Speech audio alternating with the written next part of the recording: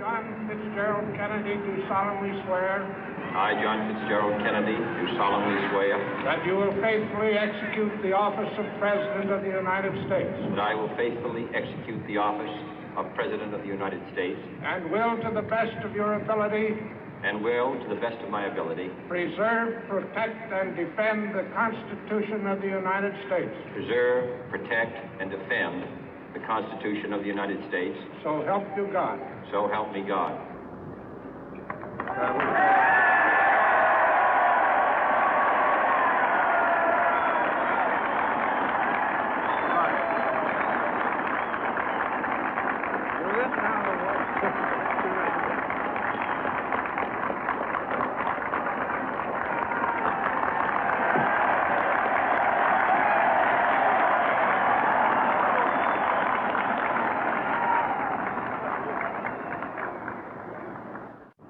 Vice President Johnson, Mr. Speaker, Mr. Chief Justice, President Eisenhower, Vice President Nixon, President Truman, Reverend clergy, fellow citizens.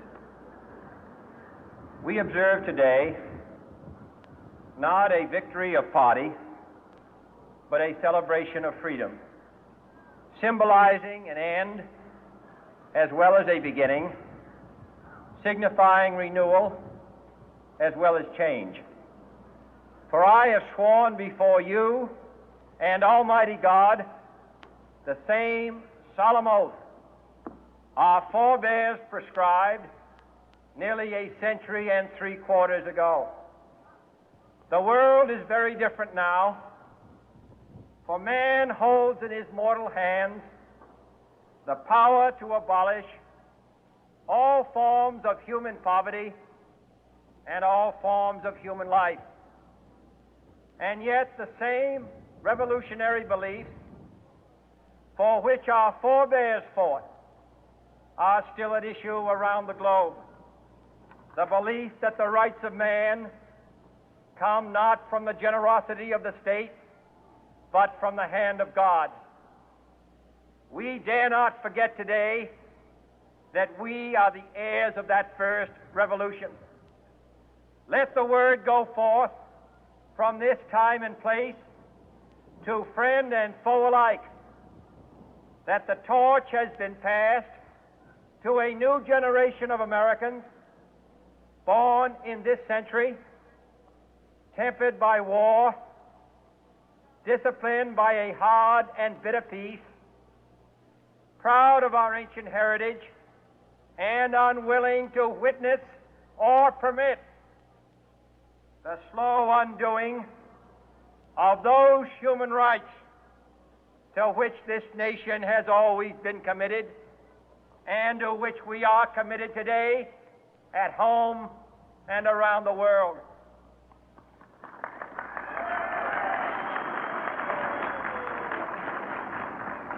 Let every nation know, whether it wishes us well or ill, that we shall pay any price, bear any burden, meet any hardship, support any friend, oppose any foe, to assure the survival and the success of liberty.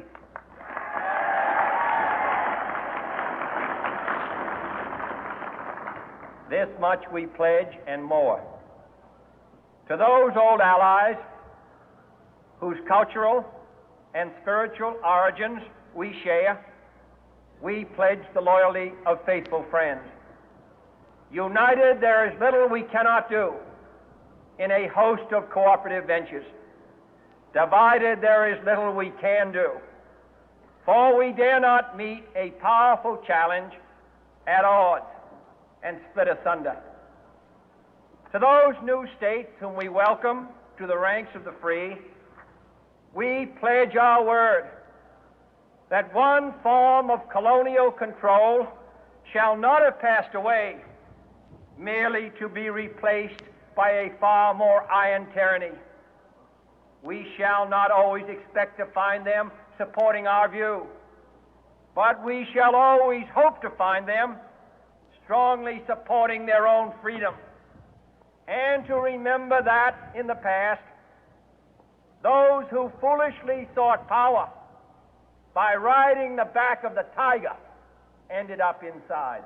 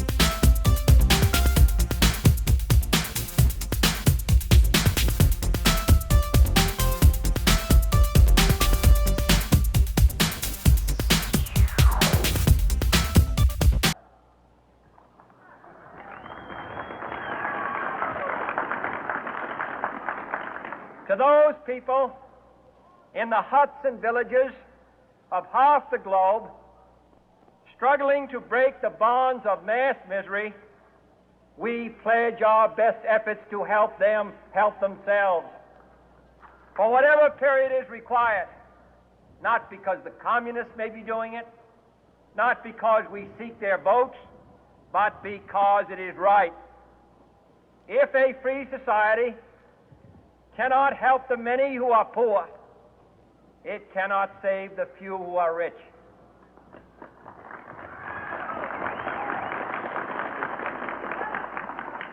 To our sister republics south of our border, we offer a special pledge to convert our good words into good deeds, in a new alliance for progress, to assist free men and free governments in casting off the chains of poverty. But this peaceful revolution of hope cannot become the prey of hostile powers.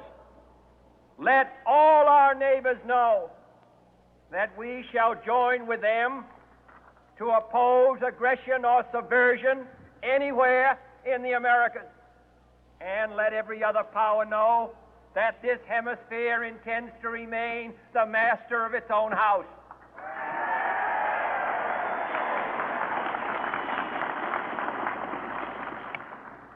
To that World Assembly of Sovereign States, the United Nations, our last best hope, in an age where the instruments of war have far outpaced the instruments of peace, we renew our pledge of support to prevent it from becoming merely a forum for invective, to strengthen its shield of the new and the weak, and to enlarge the area in which its writ may run.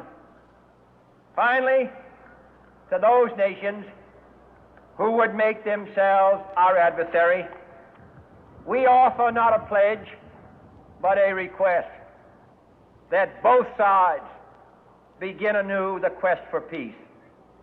Before the dark powers of destruction, unleashed by science, engulf all humanity in planned or accidental self-destruction.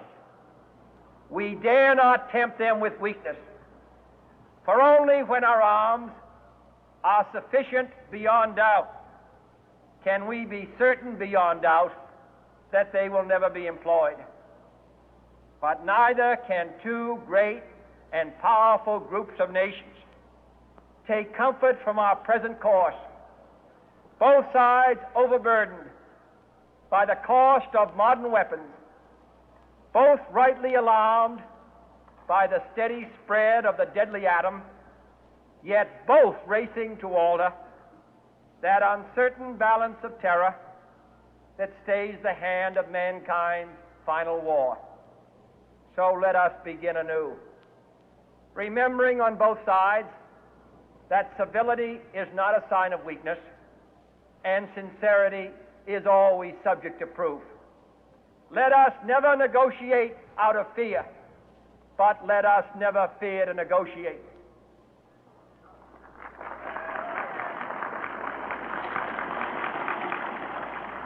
Let both sides explore what problems unite us, instead of belaboring those problems which divide us.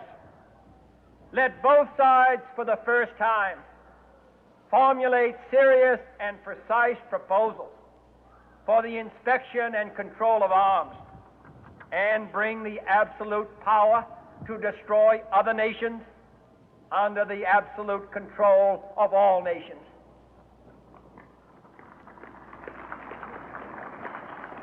Let both sides seek to invoke the wonders of science instead of its terrors.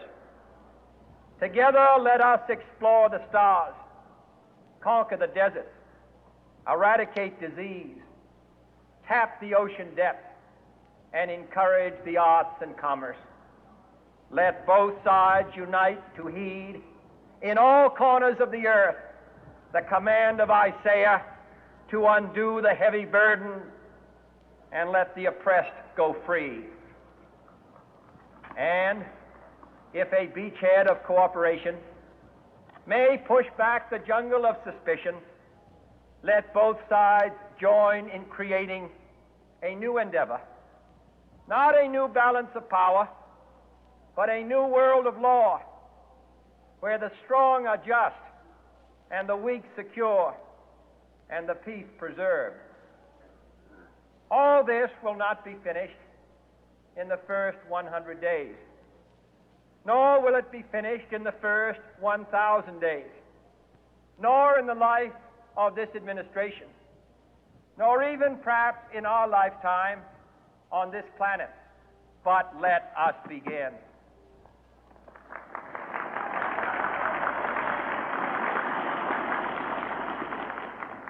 In your hands, my fellow citizens, more than mine, will rest the final success or failure of our course. Since this country was founded, each generation of Americans has been summoned to give testimony to its national loyalty. The graves of young Americans who answered the call to service surround the globe. Now the trumpet summons us again, not as a call to bear arms, though arms we need, not as a call to battle, though in battle we are, but a call to bear the burden of a long twilight struggle, year in and year out, rejoicing in hope, patient in tribulation, a struggle against the common enemies of man, tyranny, poverty, disease, and war itself. Can we forge against these enemies a grand and global alliance, north and south, east and west, that can assure a more fruitful life for all mankind? Will you join in that historic effort?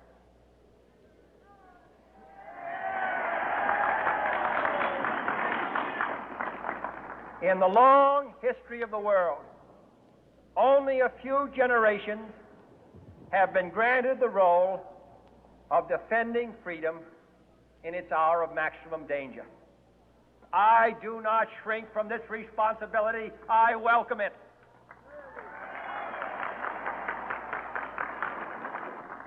I do not believe that any of us would exchange places with any other people or any other generation.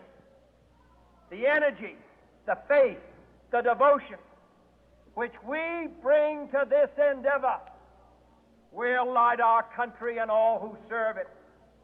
And the glow from that fire can truly light the world. And so, my fellow Americans, ask not what your country can do for you. Ask what you can do for your country.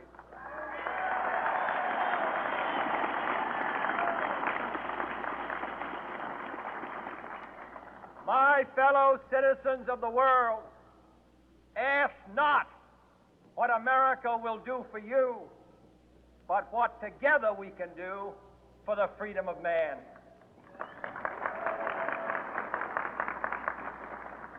Finally, whether you are citizens of America or citizens of the world, ask of us here the same high standards of strength and sacrifice which we ask of you. With a good conscience, our only sure reward, with history the final judge of our deeds, let us go forth to lead the land we love, asking His blessing and His help, but knowing that here on earth, God's work must truly be our own.